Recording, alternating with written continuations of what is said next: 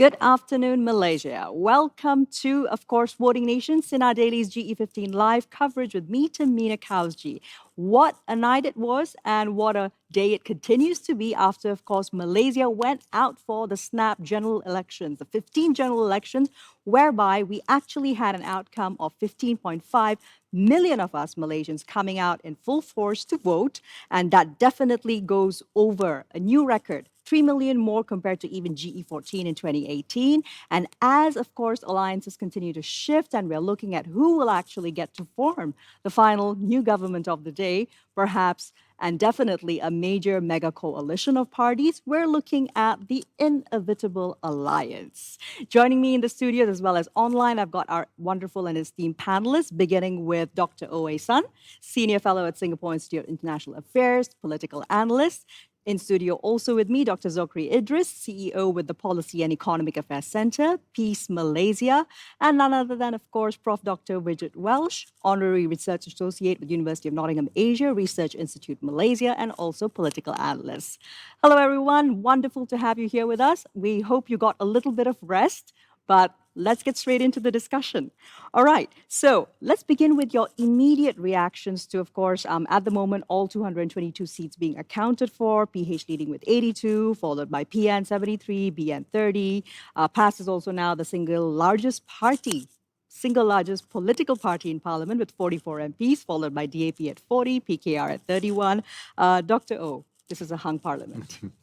Well, yes, indeed. So we are looking forward to some form of a coalition government.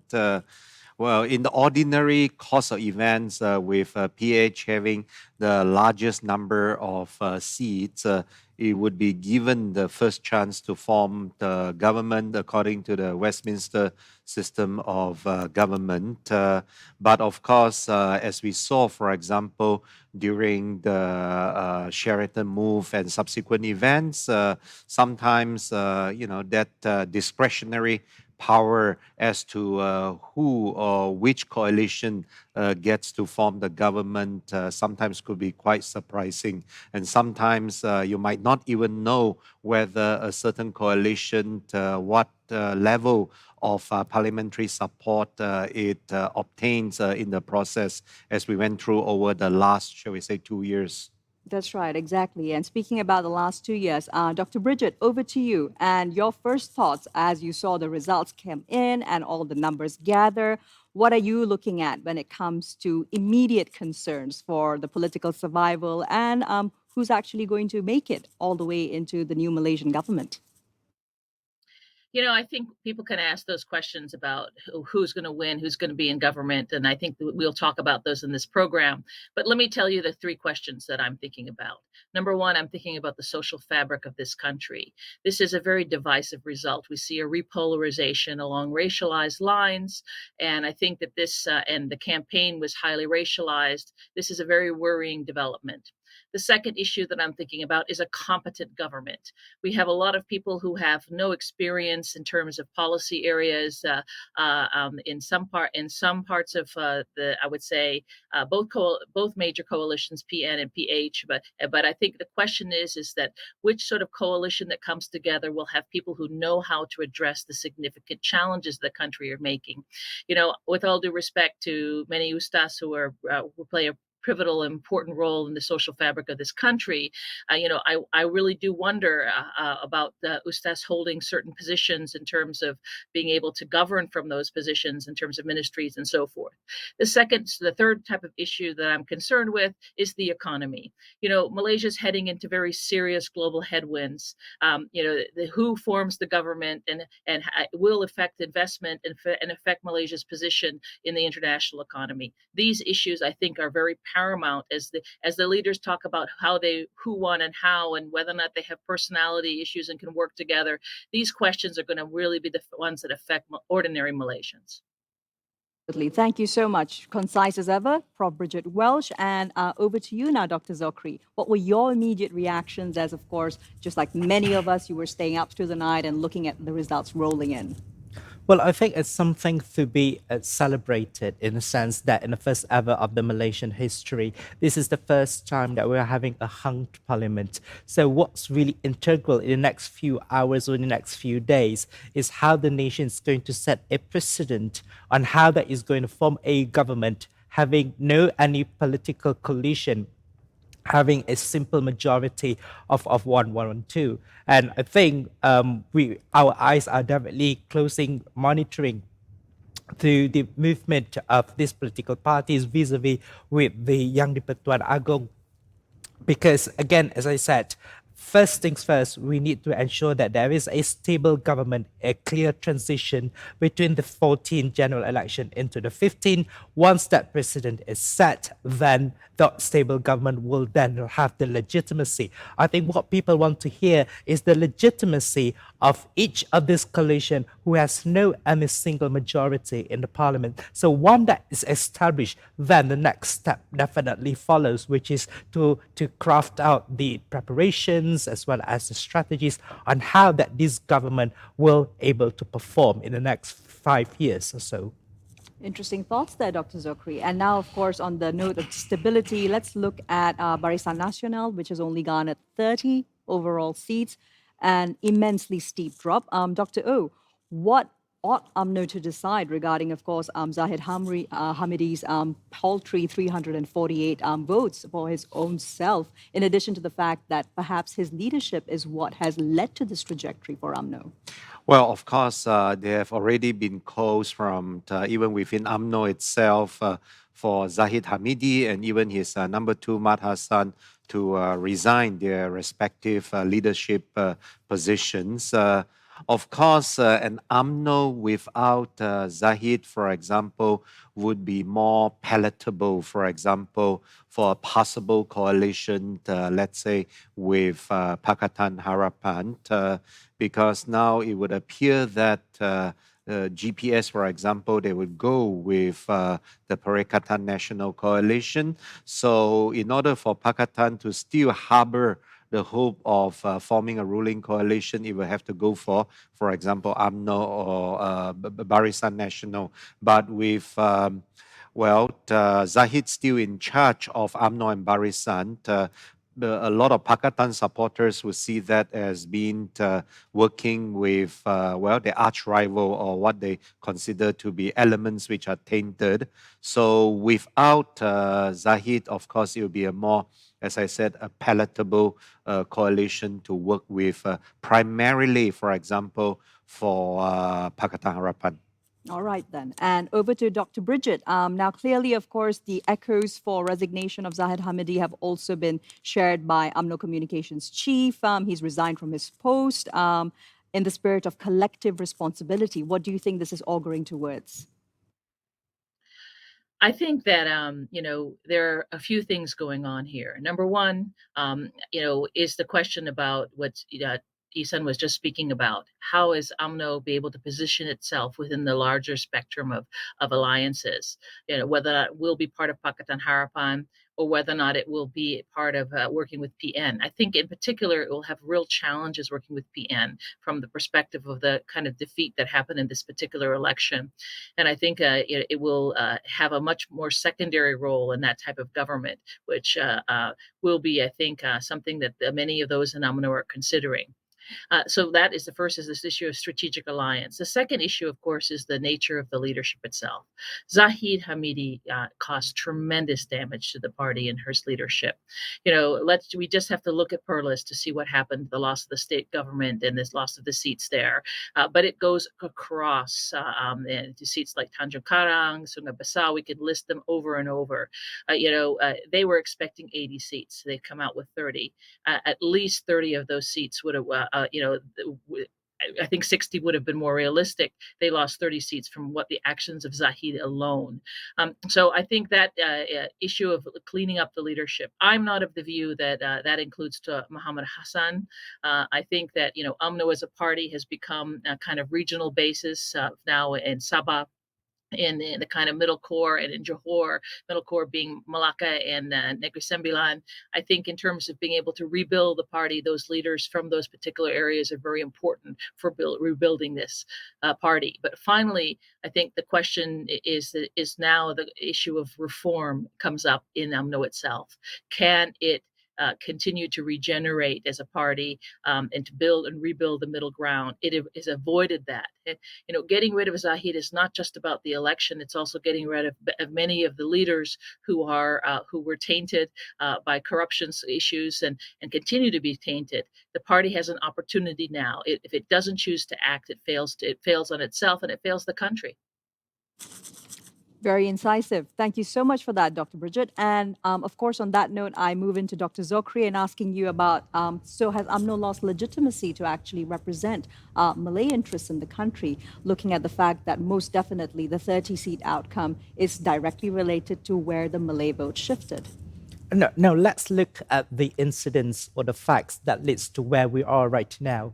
In 2018, UMNO had the opportunity to reflect onto the loss where it only managed to secure 48 seats altogether. And that has even been decreased in the 2022 or in the 15 general elections. So these numbers are actually telling the shift of the Malay community towards the political party who was once claimed to be the umbrella of all of the Malay populations in the country. But before we talk about the legitimacy, just to add on what Bridget has said early on, while we are also looking at some individuals that probably could be the cause towards this defeat, I think this is also a very perfect time for UMNO to actually reflect internally onto the capacity of the party to actually reclaim the legitimacy, as you asked before. So we are looking at the political structure in which whether or not the process of democratizations in UMNO is reflecting to the needs and demands of the situation outside of the party. Now, the president of UMNO is actually elected by the head of divisions, 199 head of divisions. Now, in that kind of process alone, whether we will see that it is democratized enough, whether we are actually giving a full capacity for the party to regenerate itself as well as to reclaim the legitimacy.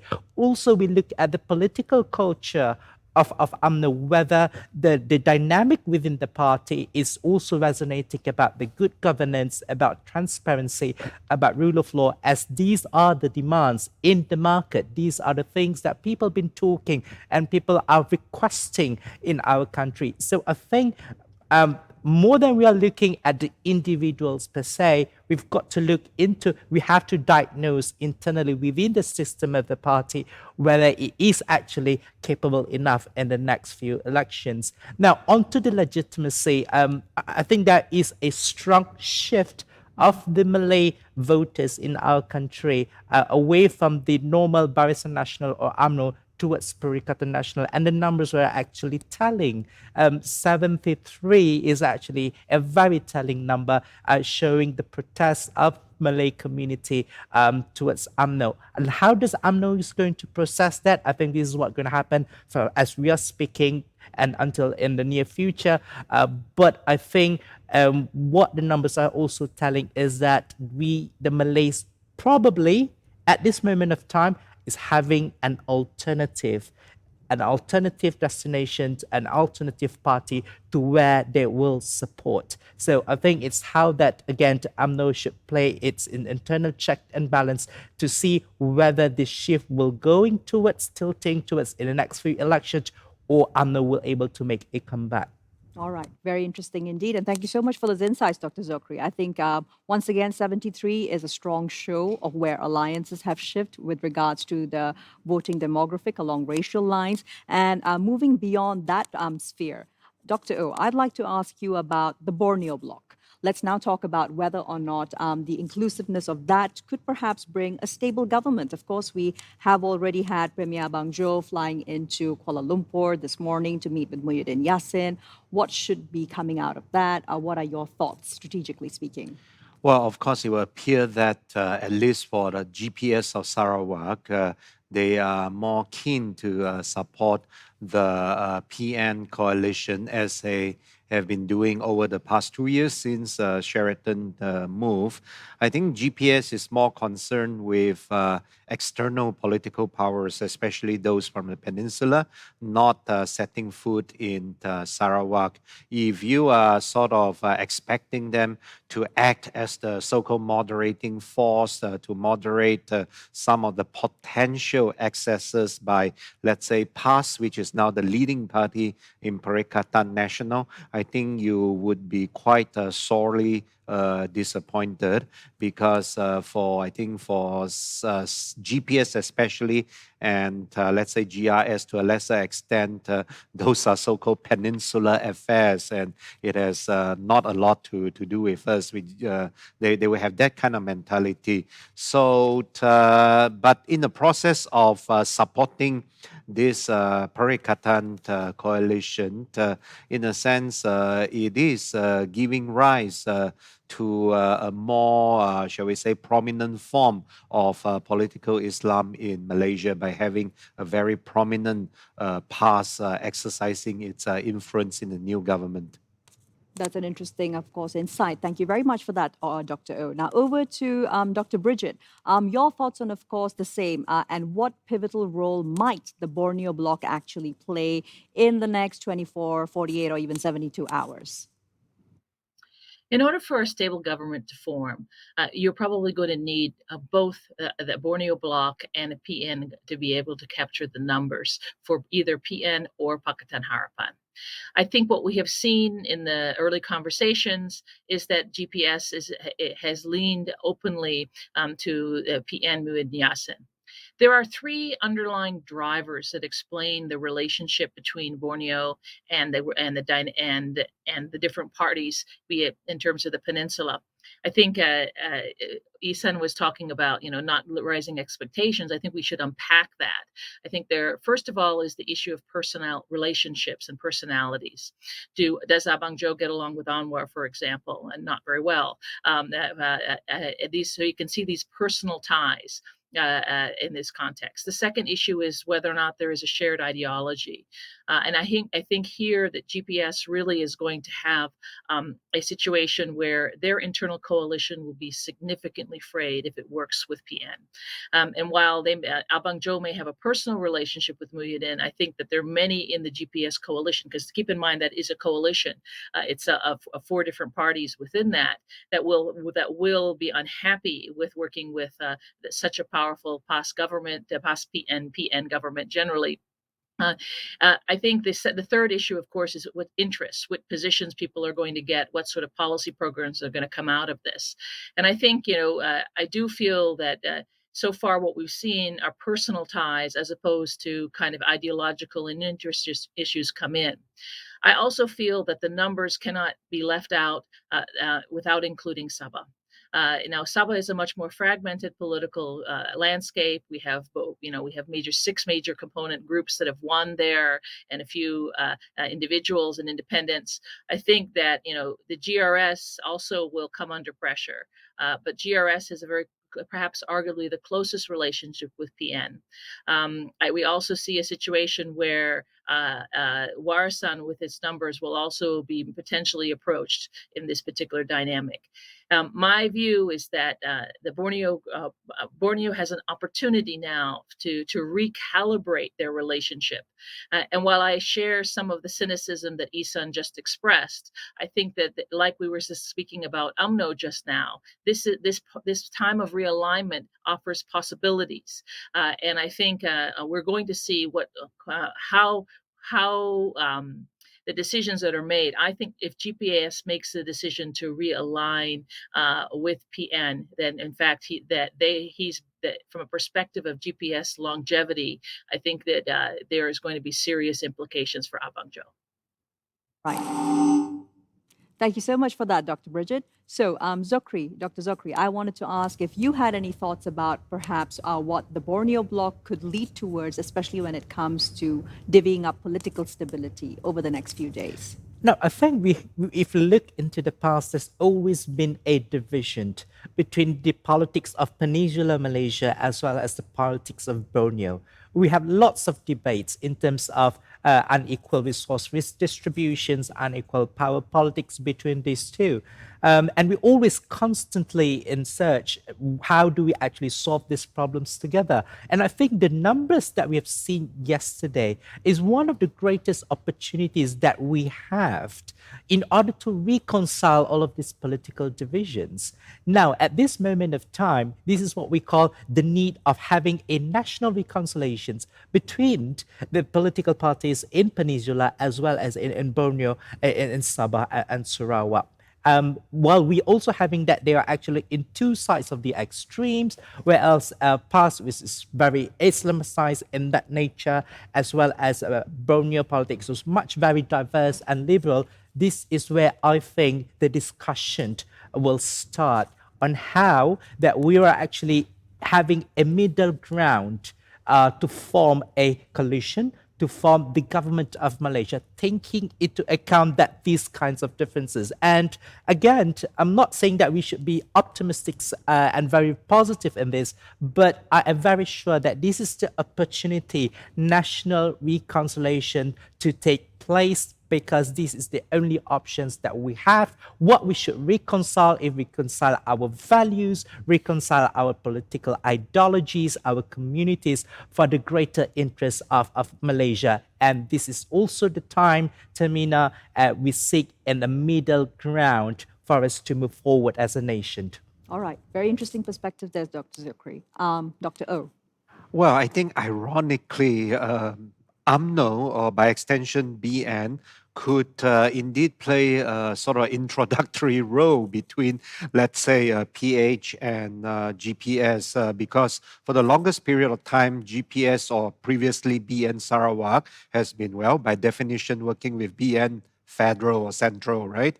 And they have a very comfortable working relationship, and I might add, even with a lot of common vested interests and so on. So if, for example, BN were to join with PH to form a coalition government, it could indeed be somewhat more palatable or more attractive for GPS to join such a coalition with UMNO inside it as well.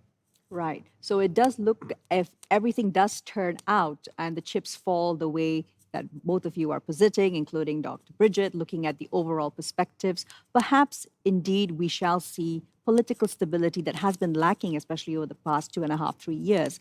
But let's now move into the other big players. Of course, let's talk about Pakatan Harapan and what this means for Anwar Ibrahim's leadership, looking particularly at everything that's happened and at the same time not being able to have an absolute majority to form the government of the day. Dr. Bridget.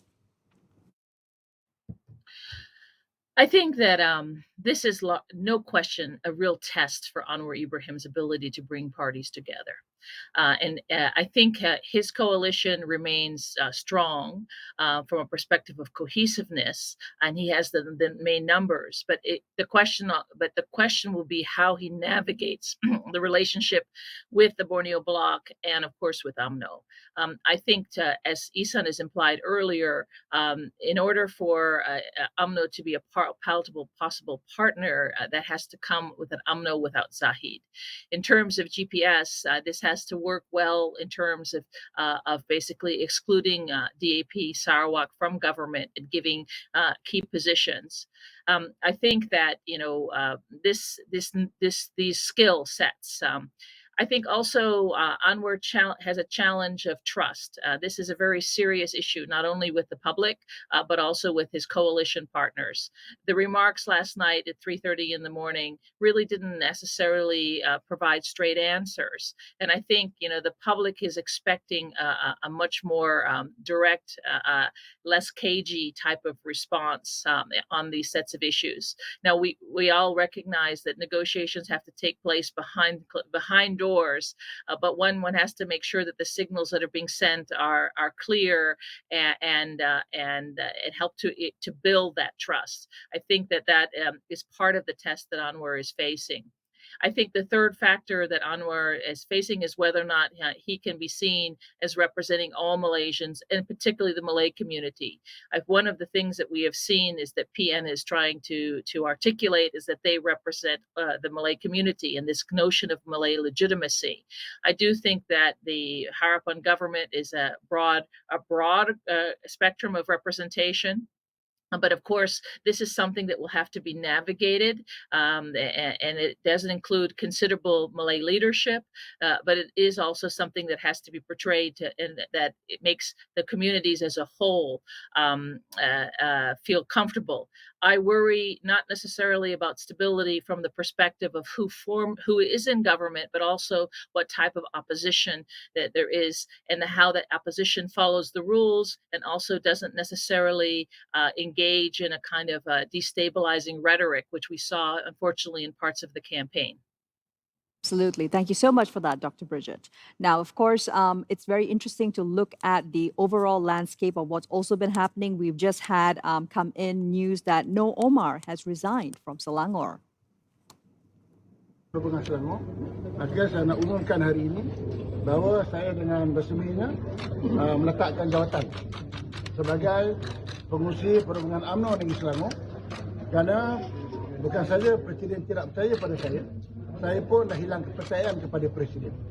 Saya pun tadi minta kalau Presiden ni berjiwa besar, dia patut letak jawatan di mana dulu Datuk Seri Najib bila kalah, dia dipaksa letak jawatan. Maka biarlah orang baru yang menguruskan UMNO ni. Sebagai Presiden parti pun, dia menang pun 300 lebih saja. Berapa? 300 lebih, 400 bawah 1000 lah menang. Jadi saya, bila Presiden tidak percaya pada saya pun dah tak percaya pada Presiden. That's right, hot off the press. So, of course, as developments happen on the ground, we will be bringing you to them through the hour as well. This, of course, is Voting Nation on Sinar Daily, our GE15 live coverage segments with me, Tamina Kausji. We take a quick break now, but we'll be back in studio as well as with Prof. Dr. Bridget online in just a little bit. Don't go anywhere.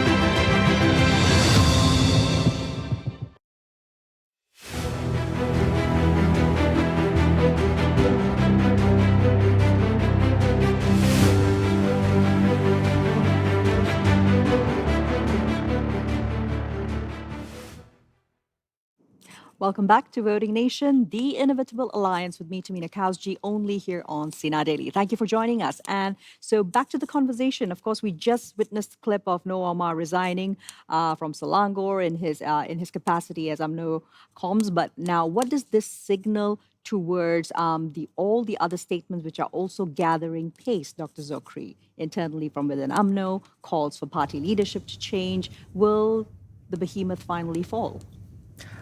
Well, it's still early rather to say how does this turn out to be, but it's not only by No Omar recently. I think earlier on the on Hafiz from Johor has also expressly and officially stated asking for the president to resign.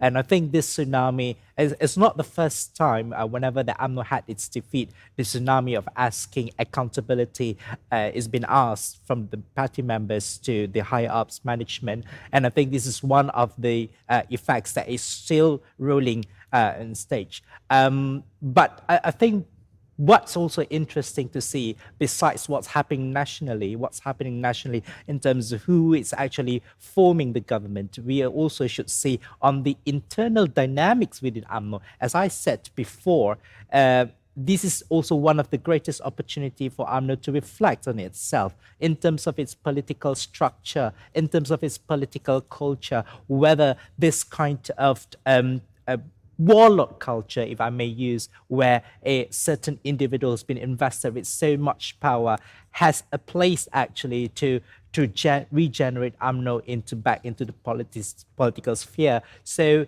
this is a discussion that UMNO members has to recalibrate among themselves to see how actually that change could happen within the party in order but for the party to remain relevant. And I'm sure that on Hafiz from Johor, No Omar from Selangor are not the only one. Perhaps we will see more of this call coming up in the next few hours, and I think we'll just have to wait and see at the end whether or not this call will be heeded by the person himself at the end of the day. Yes, some time will tell indeed. Over to Prof. Dr. Bridget. I wanted to ask about, of course, looking at some of the biggest name defeats that we've seen last night all the way till early hours of the morning, of course, among them Tun Mahathir. So where does this leave Pejuang as any kind of a contender, even when it comes to contributing what they may have towards any future mega coalition? They never went anywhere politically from the perspective when they ran and from the slim by-election to their competition in Johor. I think, what I think is the most interesting is is a story about legacy, right? That Mahathir leaves by losing his deposit as in an election speaks, as a very should we say non-face saving way of leaving politics. He should have left earlier, and he should have left and not competed again. But has refused to. He refused to step away, and I believe he'll continue to try to contribute in terms of conversation and agenda setting. But I think the majority of the voters completely rejected him. I also think that a lot of the issues that UMNO are facing are a product of Mahathir's legacy in in managing UMNO, and I think that. It's very also ironic that Mahathir, in challenging and Najib and winning government in 2018, has also helped to bring the party to a position where it is in a much weaker position because it's failed to deal with the reforms of many of the issues that were actually exacerbated during Mahathir's time in office. It's sad to see somebody who's had such, I think, an important legacy for development in Malaysia, internationally and globally, end up in a position where he's just he lost his deposit, rejected by Malaysians categorically.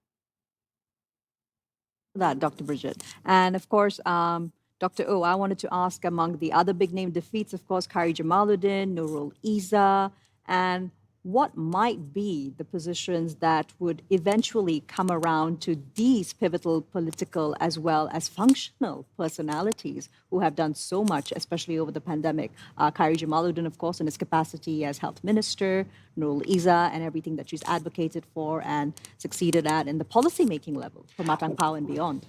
Well, I think, of course, Kyrie or KJ faced an uphill struggle in his new constituency of Sungai Buloh, having been parachuted into that constituency with not much local connections and so on. And the local UMNO machinery may or may not be very conducive to assist him in his campaigns, as typically with these parachute candidates. So at the end of the day, I think what it mainly proves is name recognition indeed is important.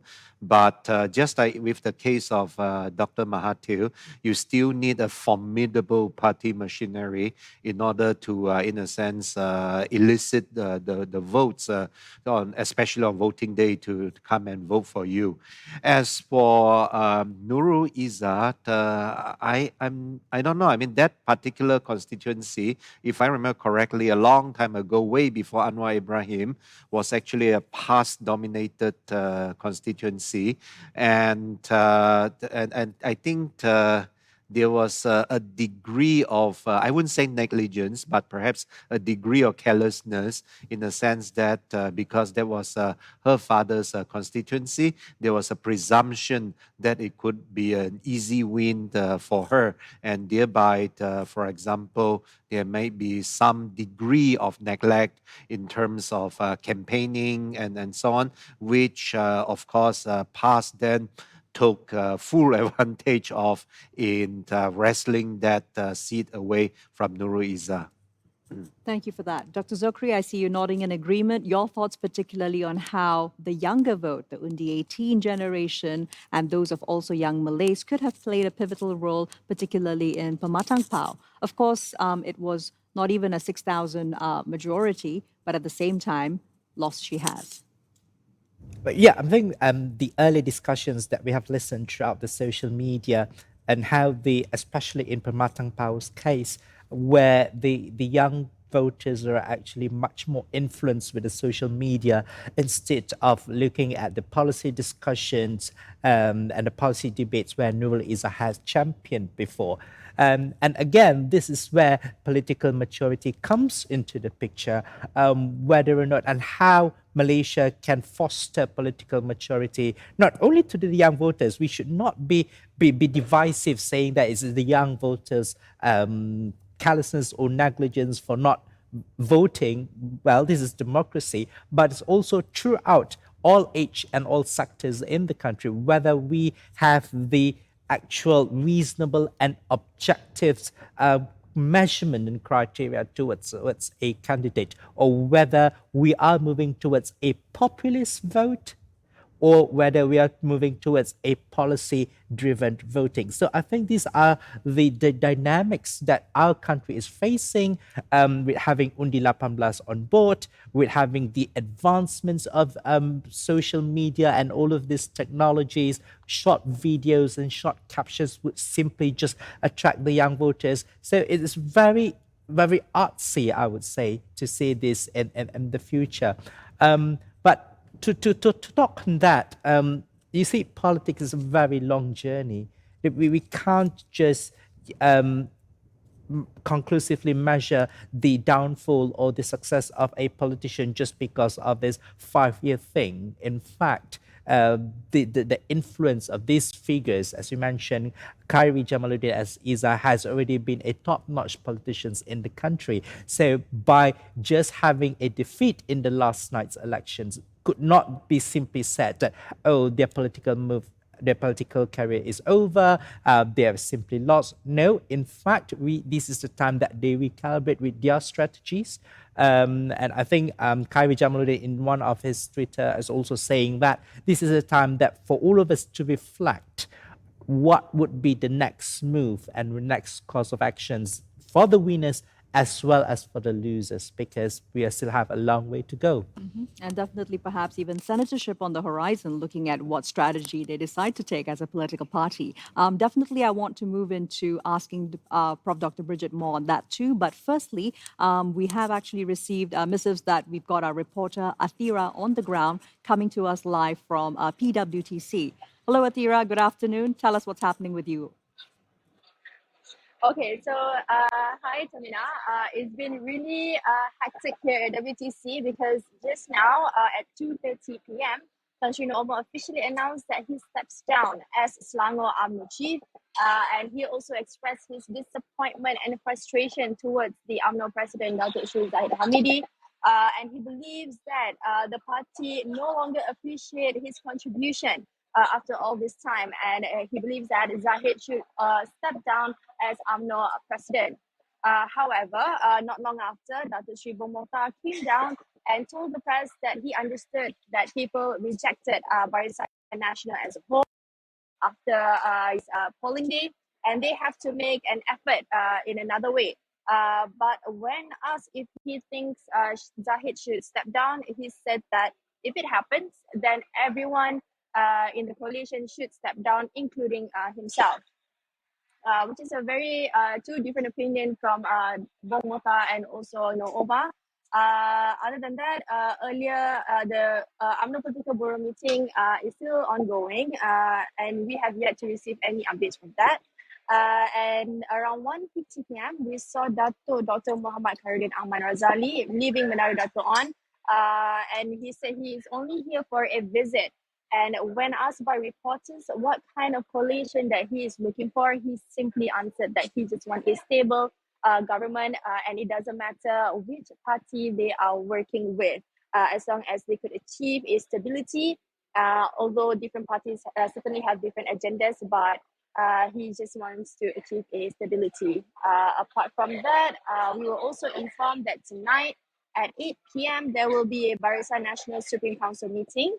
And that is all I could update you at the moment. So it's been a little bit hectic here, running around trying to catch the latest updates from the candidates and here. Thank you so much for that, Atira, coming to us live from PWTC with a couple of the latest happenings happening on the ground. And now back to our conversation. If I could move to Dr. Bridget.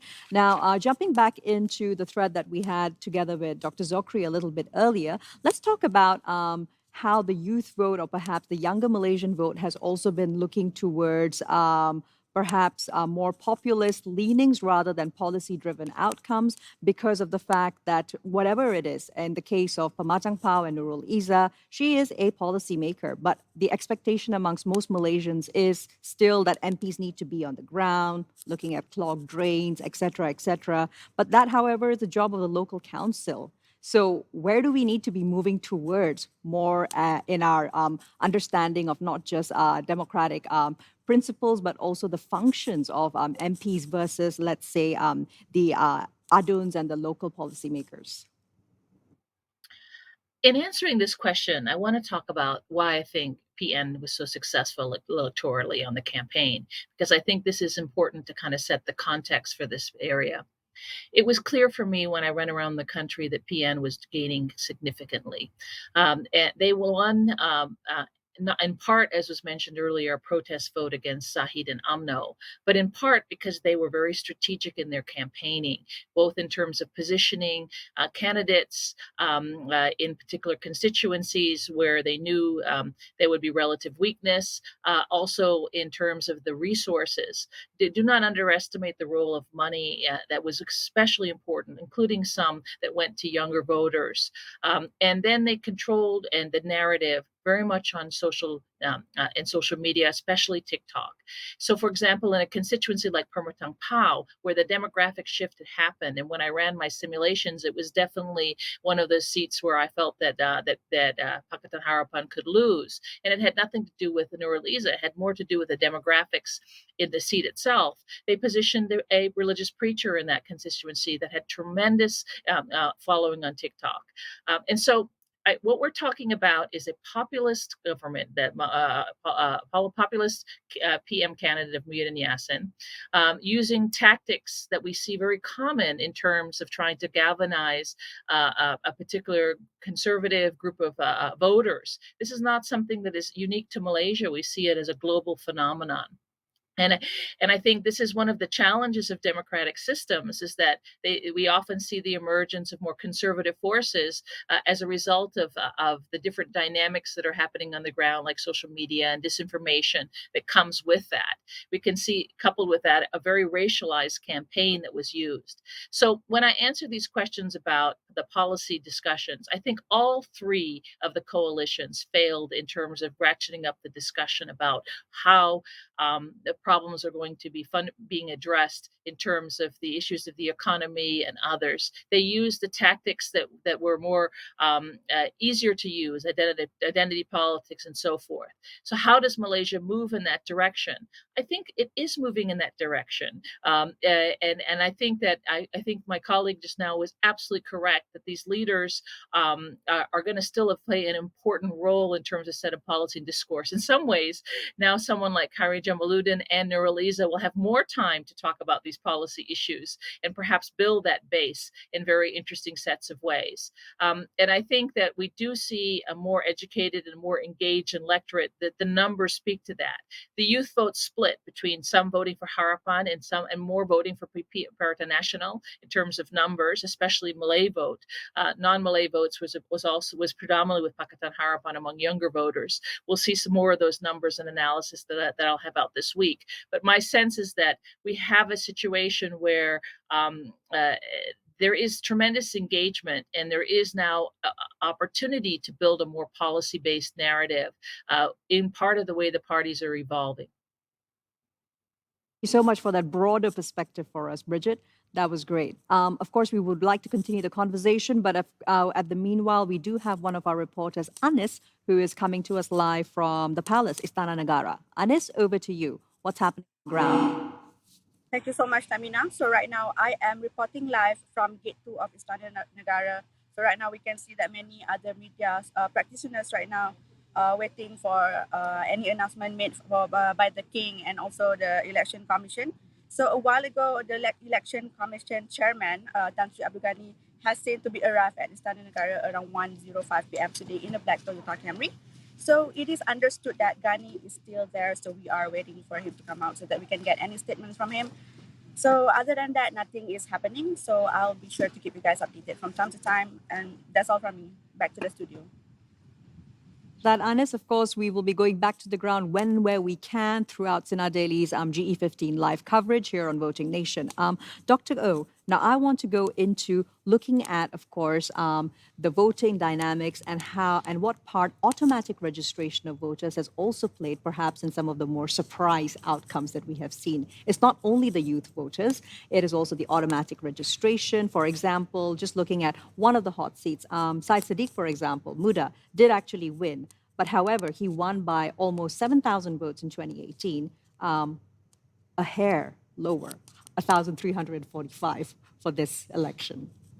Well, of course, with the addition of essentially more than 6 million of new and young voters into the voters' roll, we were expecting perhaps these voters would make a difference either towards a more progressive side, as many of us are perhaps slightly biased towards, or they would rather prefer the more conservative sides of politics. I think while the numbers are still coming out, the various analyses are still coming out, I think it is safe to say that these new and young voters, their voting preferences are not necessarily only towards the more progressive side. They are equally those who are perhaps more, their preference would be more towards the conservative end of the political spectrum. But I think the numbers are still coming out in terms of the exact breakdowns and estimates. That's right. And Dr. Zokri, anything to add into how you see Muda has performed at least?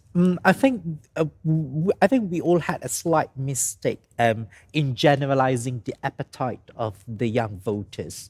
We categorize them as the millennials, the Gen Zs, who are just so into social media, been having a modernized lifestyle and all that. But I think the GE15 results telling us is also saying that the young voters is also polarized. We have the young voters who are very accustomed to religious traditions and religious belief. Some of the voters are into modernizations. So I think this is where the question that we all need to ask ourselves, especially the political parties, how deep are we understanding the appetite of the young voters? Because these are 6.7 million. Is it fair that we just generalize them into one category, which is based on age, and we equalize that age with certain lifestyle? Or do we really need to actually segment them and see where the polarization happens? Now, bear it in mind, now, why PAS can actually reach to this level, we should also look at the categorizations or process of each of these political parties, especially PAS, where the parties has established various institutions such at a young age, where we have the kindergarten, the primary schools, the secondary schools, are aligning with the past ideology or being friendly with past ideology. And I think that certainly helps the party to actually gain the legitimacy. And these are also the young voters. And I think we discounted on that when we thought that the young voters will make a change. So again, it is very important for all political parties for the coming elections to really see our segment voters. How deep do we understand the appetite of our voters? And is that appetite accurate enough for us to know and what we should offer to them? Because this will just determine the outcomes of the results at the end of the day. Thanks, Dr. Sokri. And definitely it's unwise to actually reduce any voting demographic to any kind of a monolith. So from there, let's move into the big discussion on female political representation and what we have actually seen. 127 female candidates, of course, stood for the general election field. Bridget, 32 out of them have won their parliamentary seats. Let's look at what it is potentially looking like for women in government roles for any incoming government. Before I answer the question, I want to pick up on something that was just said about the youth and miscalculating and understanding what's happening among younger people, which I think were some excellent remarks. And that I want to say, you have to understand that many of the youth in Malaysia were socialized during this COVID crisis. And I think that this, the crisis really brings out a sense of wanting to find security, and this is where Muhyiddin Yassin PN was able to build on some of those sentiments. This period of time was a very formative time of socialization for a large number of younger voters, and nationally as well. So I think this is an important dimension to understand. In terms of female representation, I think we're at one of the lowest points of representation in a long time. Malaysia has had moved from 10 to 15%, and it now is moved down in terms of the overall composition of female representation. What will be important is to look at which government forms, right? And to which set of coalition government forms. I think from a perspective of female inclusion, Pakatan Harapan offers more options. And also, it also looks at the perspective of what potential women will be actually part of ministers. I think PN's female composition, many of has had a history of not including meaningfully women's representation in government. And I think these issues are very important in terms of looking at how women can be part of the policy process. I think there's another side of this conversation as well, is that Prakatan Nasional was very effective in winning a lot of female support in the campaign, in part because of the resources that they had, and I think that one has to look at how women voters voted in this election. We do see both major coalitions being successful, but in winning some female support. But PN also had its base among female voters because of the populist initiatives that they galvanized all around their campaign and the resources that were used during the campaign as well. perspectives on the fact that we are most likely, of course, going to see lower female representation in the policymaking arena and what that augurs for the major coalitions as well as the parties? Well, of course, if we look at the manifestos of the various coalitions, it would appear that Pakatan Harapan, they have dedicated sections on equal representations for females, not only in politics, but also in the career fields and so on. But of course, whether they could carry out those sections of their manifesto would depend on whether they could form the next coalition government, right? What I worry a little bit is, for example, with the coming on of PAS-led PN coalition, the status of women in this country, I'm not sure how PAS would approach that at a national level. Yeah. All right. Well, we do have had a taste, of course, of that with a past Deputy Minister for the Ministry of Women, Family, Community Development. Dr. Zokri, your thoughts on, of course, our potential new government looking like with PAS, of course, in the mix too? I think in terms of gender representation, again, this is a very interesting topic. Yet I have to be very careful because I know that you're one of the advocates for this gender representations. Right. Now, certainly we admit to the fact that gender representation is a must in all sectors, either in politics, in industry, or in economy.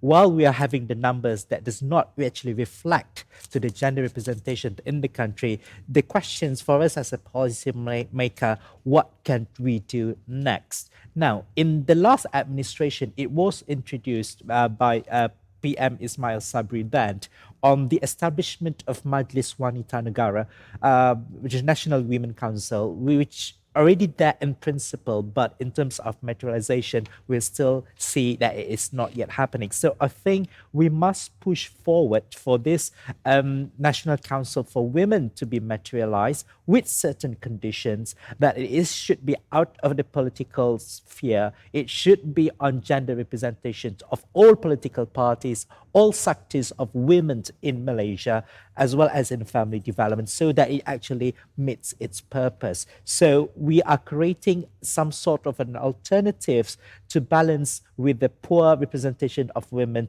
in the country. Now, in terms of PAS, as you've just raised the questions before, again, back to my earlier point, this is the opportunity that we reconcile our values and our ideologies together. Now, PAS has always been very consistent with its Islamic principles and teachings.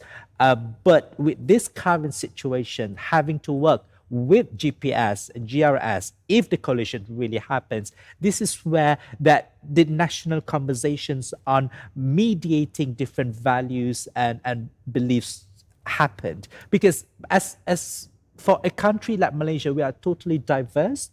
We are totally having different sorts of ethnicity and religious beliefs. So we can't just simply say those who are dominant in power has the responsibility to set the dominant culture or the dominant belief, whereas the minority could not be given a chance to do so. So I think, again, we call this as an opportunity, a great opportunity for PAS to reconcile with others, for others to also reconcile with PAS, because this is the country state that we are talking about. It is not about political state. And I think if we don't use this opportunity, when? If we do not start now, then when is this going to happen? So I am optimistic that all sides in this coalition, if this coalition is going to happen, will take this very opportunity to start talking to each other, understanding, listening, having an empathy towards one another, because what we want as a commoner, as a citizens and a policymaker is stability. So stability is the one that we should all be fighting for. All right. Thank you for that, Dr. Zokri. Interesting. If not now, when indeed? And as we move towards wrapping out the entire discussion in the next couple of minutes, let's focus on two main two main personalities, Muhyiddin Yassin, of course, and Anwar Ibrahim. Dr. Bridget, I want to ask you about the fact that whatever it is, it appears once again that Muhyiddin Yassin is suitably positioned to perhaps be placed. Now, where does that bring us when PN on one hand says that they're ready to work with any party to form a government that is clean, stable, caring, and at the same time, he, of course, is amongst many politicians who have failed to declare their assets? I think that the resources that were used in the campaign raised questions about those very issues about assets. Where did the money come from, and how and what was its source? I think those issues are going to be something that will emerge in the conversations afterwards. Mia Yassin and Anwar Ibrahim now are going to make very pivotal decisions in terms of how the coalition actors. I think that both of these men come in with a lot of political baggage, and also they represent very much politicians of the past, and it is a very different type of electorate that they will have a lot more pressures. I think the question now for both men will be whether or not they can reach across the aisle and become Malaysian leaders, not just the coalition leaders. And I think of the two men in particular, Muhyiddin Yassin faces the biggest challenge in this regard, given the hate speech that was used during the GE15 campaign. I think the other big challenge that both men face is to convince international investors that they know how to work on the economy and to gain the confidence of the international community. Everyone now is looking very carefully at what's happening in Malaysia because of the emergence of the more conservative forces, and I think there's a lot of skittishness about this. I think that it's not just about stability, and where I slightly disagree with my colleagues. It's also about the economy growing and about including voices that allow for that stability to take place. And so now we're seeing the test of the leadership of both men. And I think the question is whether or not they can move away from the politics that got them elected to become genuinely, potentially more inclusive Malaysian leaders. I think they're both going to have significant obstacles. Dr. Bridget. And Dr. O, I'd like to ask you about, let's look at if we have a PH failing to form a government by, let's say, Monday, if they're struggling so hard to hit their 112, what could be possible options for Anwar Ibrahim?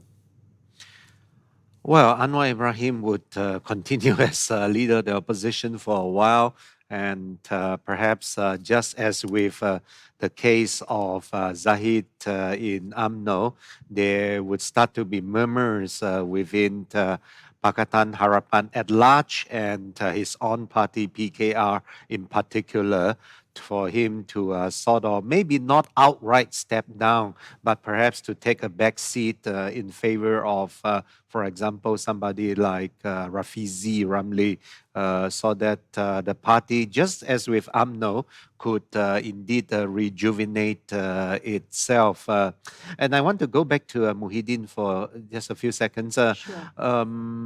I think if Muhyiddin were to be able to form a new government again, while it is something, of course, to be celebrated from his point of view, it will be, in a sense, a rather, I don't know how to quote it, a Pyrrhic victory, in the sense that, yes, he could get back to be the prime minister of the country, but it will be a pale shadow of his first premiership, because now that PAS is having the most number of seats within the ruling coalition, PAS would, of course, in a sense, call most of the shots. And Muhyiddin, I wouldn't say he will become a puppet, but he would have to pay a lot of deference in policy choices, in particular, to PAS.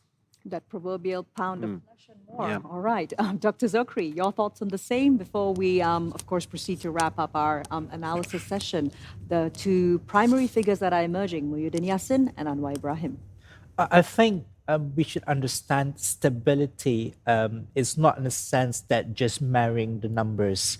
That's just going to be a very simple maths to form a majority. But stability and coalition is also about having the practical approach of having a coalition. You've got to look at the converging points of ideologies between these two coalitions, whether there are possibilities of converge or there are possibilities of dispute, and how do we manage this dispute. Chemistry is important because what we have learned in the past government, especially during Pakatan Harapan 2018, somehow it actually just faltered in the middle of its course because of this, because there is no any converging point. The differences are getting wider and wider, and we do not want this to happen again. So any of these coalitions that will win, either Anwar's coalitions or Muhyiddin's coalitions, I hope that they look into the pragmatisms of having more parties within their coalitions to see that whether this is actually sustainable for the long run, for the best 5 years, because I'm sure, Tamina, you will agree with me, and all of our readers will agree, that we could not simply afford to have a change of government within a term of a parliament sitting. That's just not reasonable for us here in Malaysia. So, yeah, the coalition and the stability has to be given a thought by these two leaders, so that what they will achieve, what will they create, is something sustainable and will benefit for us in the long term. All right. Thank you for that, Dr. Zokri. And overall, thank you once again, Prof. Dr. Bridget Welch, Dr. Owe San, Dr. Zokri Idris, for joining us here, of course, on Voting Nation, the Inevitable Alliance, with me, Tamina Kausji. Of course, Sinar Daily will be bringing you our live Voting Nation updates in so long as we do not yet have a new government in place. Hopefully, this is just the beginning of a much more healthy democracy, and all the major political players of the day will indeed choose what is best for Malaysia and for each and every one of you 15.5 million who did come out in full force to vote and to prove not just your civic duty, but who it is that you want represented. All right, that's all for today's session of Voting Nation. Thank you once again to all our esteemed panelists. We'll see you again soonest. Tamina Kausji signing off on behalf of Sinar Daily. Take care, stay safe, and see you soon.